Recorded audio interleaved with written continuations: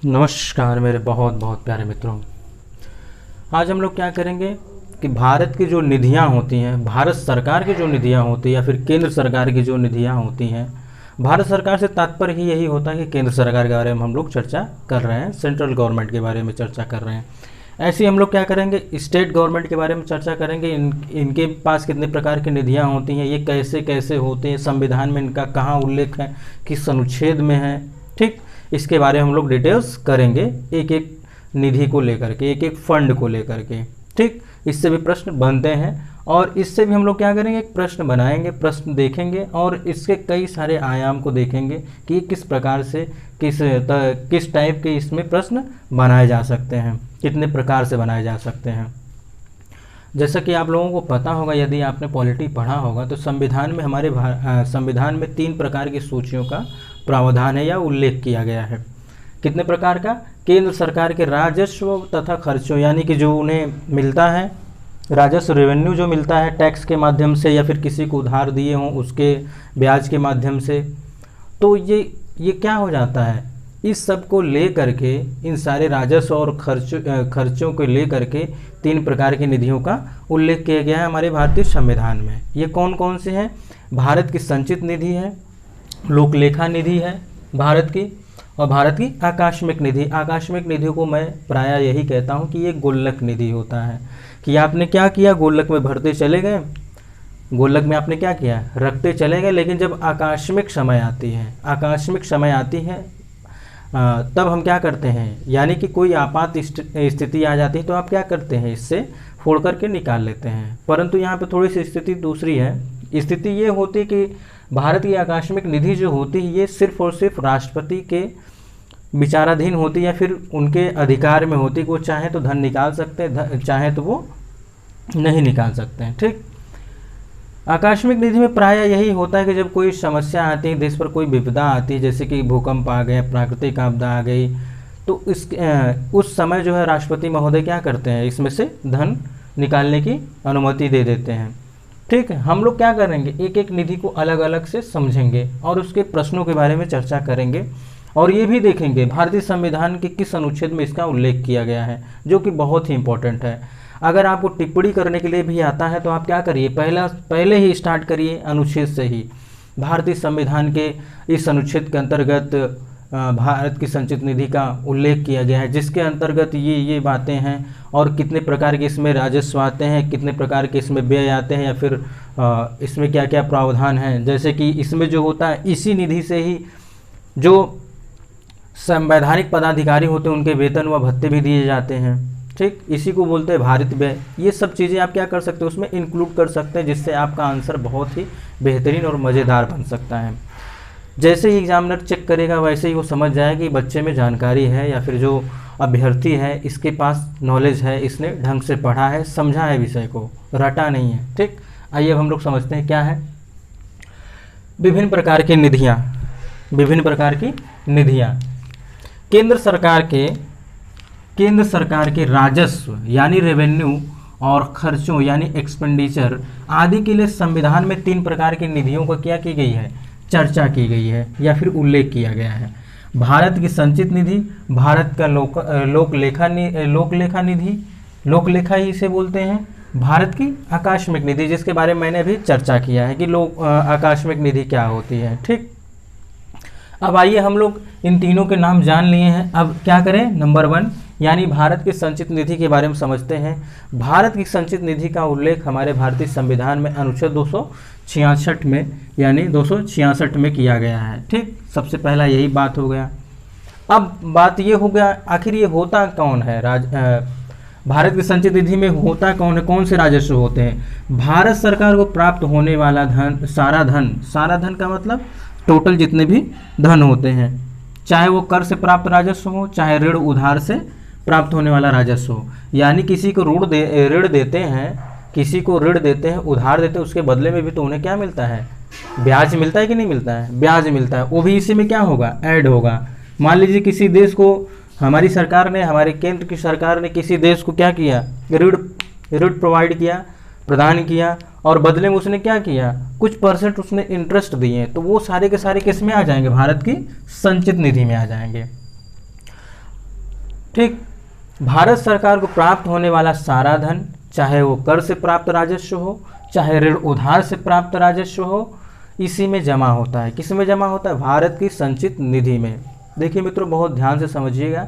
मैं एक जो इसके कंटेंट है दो दो बार बताऊंगा, जिससे आपको अगर पहली बार में समझ में ना आया हो तो दोबारा ज़रूर समझिएगा और बहुत ध्यान से समझिएगा। ठीक।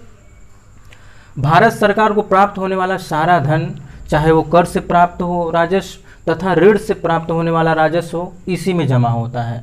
संसद द्वारा विनियोग अधिनियम, देखिए मैंने इसके बारे में पहले ही चर्चा कर लिया है। आप अगर न देखे हो वीडियो तो अवश्य देखिएगा। विनियोग विधेयक क्या होता है, विनियोग अधिनियम क्या होता है, इसके बारे में वीडियोस बन चुके हैं ऑलरेडी। संसद द्वारा विनियोग अधिनियम या अनुपूरक संबंधी अधिनियम पारित करने पर ही इस निधि से धनराशि निकाली जा सकती है। एक सरल भाषा में ये समझिएगा कि भारत की संचित निधि से ऐसे ही कि हमें ये आवश्यकता है, आप क्या करिए, हमें धन मुहैया कराइए, संसद ऐसा कहे सरकार, तो उन्हें नहीं मिलेगा। उन्हें एक अधिनियम, एक प्रोसेस लेना पड़ेगा, एक प्रोसेस फॉलो करना पड़ेगा, तभी जाके क्या करेंगे, ये धन को निकाल सकते हैं। ठीक। संसद द्वारा विनियोग अधिनियम या अनुपूरक अनुदान संबंधी अधिनियम पारित करने पर ही क्या किया जा सकता है, इस निधि से, किस निधि से, इस निधि से धन या राशि निकाली जा सकती है। संवैधानिक पदाधिकारियों, यानी कि जितने भी संवैधानिक पदाधिकारी, जितने भी अधिकारी हैं, उनके वेतन एवं भत्ते इस निधि से दिए जाते हैं। किस निधि से दिए जाते हैं? भारत की संचित निधि से। अभी मैं एक बहुत ही मज़ेदार प्रश्न पूछता हूँ, आप बताइएगा, यदि आपको आता होगा तो कमेंट बॉक्स में कमेंट करिएगा। ऐसे व्यय को भारित व्यय कहा जाता है जिसके संबंध में लोकसभा में मतदान नहीं होता है। यानी कि जितने भी पदाधिकारी होते हैं, संवैधानिक पदाधिकारी होते हैं, इनके जो वेतन होते हैं, भत्ते होते हैं, ये सारे के सारे कहाँ से खर्च किए जाते हैं? इसी निधि से दिए जाते हैं। और ऐसे व्यय को ही भारित व्यय कहा जाता है। ऐसे व्यय को भारित व्यय कहा जाता है जो जिसके संबंध में लोकसभा में मतदान नहीं होता है। यदि मान लीजिए अगर मतदान होने लग जाए, मान लीजिए ऐसा होता नहीं है, अगर ऐसा हो तो ये जो पदाधिकारी महोदय हैं, इनका क्या हो जाएगा? कहीं 2 महीना, 3 महीना, 4 महीना तक ये क्या हुआ, मतदान ही नहीं हो पाया, डिले हो जा रहा है, मामला हो ही नहीं पा रहा है, सारे सदस्य नहीं आ रहे हैं, तो उससे क्या होगा, ये पदाधिकारी का क्या होगा, समस्या होगा कि नहीं अपना जीवन निर्वाह करने में। हाँ, तो प्रश्न ये था, प्रश्न मैं पूछता हूँ आपसे कि राज्यपाल का जो सैलरी होता है, यानी उसका जो वेतन होता है, वो किस निधि से दिया जाता है, और उसका जो पेंशन, यानी जो उसका जो पेंशन होता है, वो किस निधि से उसे दिया जाता है। ठीक। एक और प्रश्न, राज्यपाल यानी राज्यपाल का नियुक्ति कौन करता है, और इसके साथ साथ उसे पद से मुक्त कौन करता है। ठीक। ये 2 प्रश्न, 4 प्रश्न हो गए, 4 प्रश्न हो गए कि भारत कोई भी राज्य है, राज्य के राज्यपाल को वेतन किस निधि से दिया जाता है। प्रश्न नंबर 1 आप नोट करिएगा। राज्य के राज्यपाल को पेंशन किस निधि से दिया जाता है। प्रश्न नंबर 3, प्रश्न नंबर 2, प्रश्न नंबर 3 लिखिएगा, राज्य के राज्यपाल की नियुक्ति किसके द्वारा होती है। प्रश्न नंबर 3। प्रश्न नंबर 4, राज्य के राज्यपाल को पद से मुक्त कौन करता है, या पद मुक्त कौन करता है, उन्हें हटाता कौन है। ये 4 प्रश्नों के उत्तर आप दीजिएगा, खुद से स्वयं को खोजिएगा। अगर नहीं मिलेगा तो आप कमेंट बॉक्स करिएगा, कमेंट बॉक्स में कमेंट करिएगा, मैं उससे संबंधित एक मज़ेदार वीडियो बनाऊंगा, आप लोगों को जो समझ में बहुत अच्छे से आएगा। ठीक। अब हम लोग क्या करते हैं, हमने तो ये समझ लिया क्या है भारत की संचित निधि। अब हमें ये समझना चाहिए कि हाँ हमने कितना समझा। अब इस रूप में हम क्या करते हैं, प्रश्न थोड़ा चर्चा कर लेते हैं। भारत की संचित निधि के संदर्भ में निम्नलिखित कथनों पर विचार कीजिए। निम्नलिखित कथनों पर विचार कीजिए।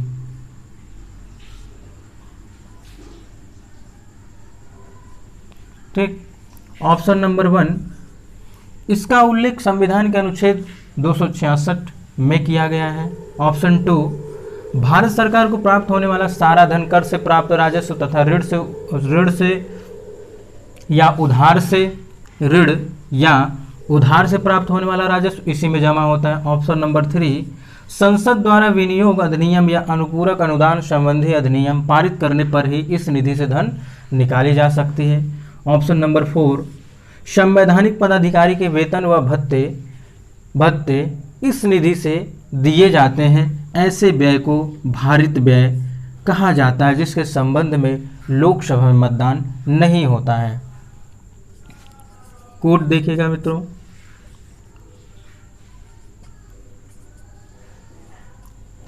वन टू थ्री 2 3 4 4 3 1 और 1 2 3 4 या उपयुक्त सभी। तो अभी तो मैंने क्या किया है, सारे के सारे कंटेंट को एज इट इज प्रश्न के रूप में रख दिया है। अब आप इसमें कर क्या सकते हैं, इसमें आप क्या कर सकते हैं, नहीं हटा सकते हैं। ठीक, कमीशन ऐसे ही करता है। आप जिसकी भी तैयारी कर रहे हो, चाहे स्टेट सिविल सर्विसेज का हो चाहे यूपीएससी का हो, देखिए मतदान जहाँ नहीं होता है आप नहीं को हटा दीजिए, क्या हो जाएगा, ऑप्शन 4 गलत हो जाएगा। तो ऑप्शन 4 कहाँ कहाँ है, इसमें भी है 4 तो ये भी गलत, ये भी है इसमें भी गलत, तो ऑप्शन 1 सही होगा, ये भी गलत। ठीक, इसे बोलते हैं एलिमिनेशन मेथड। आप अगर जैसे 2 ऑप्शन अगर आप जानते रहे हैं कि हाँ हमें ये 2 ऑप्शन आ रहे हैं ये सही है, तो आप क्या कर सकते हैं, उसी 2 ऑप्शन के माध्यम से ही आप 80 to 90% सही क्वेश्चन हल कर सकते हैं। ठीक, अब आप क्या कर सकते हैं, इसमें भी चेंजेस कर सकते हैं। इसमें क्या चेंजेस कर सकते हैं, 266 के बजाय 267 कर सकता है। जो भी आप एग्जामिनेशन जिसकी तैयारी कर रहे हो, अभी मैंने पहले कहा, तो आप इसमें अब देखेंगे कि 1 किस में है, 1 इसमें है, 1 इसमें है, तो ये गलत और ये गलत, तब कौन सही हो जाएगा, ये सही हो जाएगा। ठीक, ये होता है प्रश्न हल करने का तरीका। ठीक, क्या कर सकते हैं आप, ऐसे ही प्रश्न की प्रैक्टिस कर सकते हैं। ये आपकी स्वयं की टेस्ट सीरीज होगी। जैसे कि बहुत सारे मित्र क्या करते हैं, बहुत सारे अभ्यर्थी, मेरे प्रिय अभ्यर्थी क्या करते हैं, बहुत सारे संस्थानों पे जाकर के पैसे पे करके, बहुत ढेर सारे पैसे अरेंज करके देते हैं कोचिंग संस्थानों को, तब वो उन्हें क्वेश्चन प्रोवाइड करते हैं। क्यों ना ऐसा किया जाए, अपना स्वयं का प्रश्न बनाया जाए। बस क्या करिए, प्रीवियस ईयर के प्रश्नों को देखिए और उसके बाद अलग अलग टॉपिक को अलग अलग कर दीजिए, सारे टॉपिक को अलग अलग कर दीजिए और ये देखिए कि इससे संबंधित कैसे प्रश्न बने हैं, इससे संबंधित कैसे प्रश्न बने हैं, कैसे प्रश्न बनने की संभावना है, आशा है, उम्मीद है। तो आप क्या करेंगे, जब ऐसा करेंगे तो आपको खुद ही ये समझ में आएगा कि प्रश्न का स्वरूप कैसा है या इस प्रश्न का कैसे फॉर्मेशन किया गया, कैसे बनाया गया है। तो आप स्वतः ही अपने लिए प्रश्न बना सकते हैं। आपको किसी के ऊपर डिपेंड रहने की आवश्यकता हरगिज़ नहीं है। ये मैंने बहुत सारे वीडियोज़ में ये चर्चा किया है कि कैसे प्रश्न के बारे में चर्चा किया जाए, कैसे प्रश्न बनाया जाए, इसके बारे में मैंने बहुत डिटेल्स के बारे में चर्चा किया है। सारे वीडियोज़ में लगभग मैक्सिमम वीडियोज़ में मैंने ये प्रश्न के स्वरूप के बारे में चर्चा किया है। तो मित्रों, आज हम लोग ने भारत की संचित निधि के बारे में चर्चा किया है। नेक्स्ट वीडियो में हम लोग करेंगे भारत का लोक लेखा क्या होता है, और उसके बाद क्या करेंगे, हम लोग भारत की आकस्मिक निधि के बारे में चर्चा करेंगे। ठीक है मित्रों, आज के लिए बस इतना ही। हम लोग मिलते हैं नेक्स्ट वीडियो में, तब तक के लिए नमस्कार।